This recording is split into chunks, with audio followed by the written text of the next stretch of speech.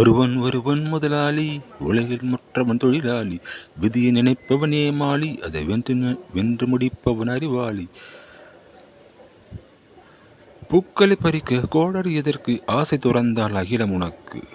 வானம் உனக்கு, பூமியும் உனக்கு. வரப்புகளோடு சண்டைகள் எதற்கு?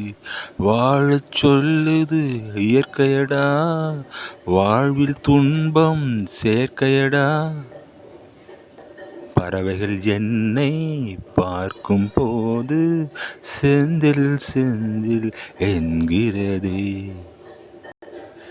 வாழ்வின் அர்த்தம் புரிந்துவிடு, வாழ்க்கை வெல்ல தெரிந்துவிடு. ஒருவன் ஒருவன் முதலாளி, உலகில் மற்றவன் தொழிலாளி.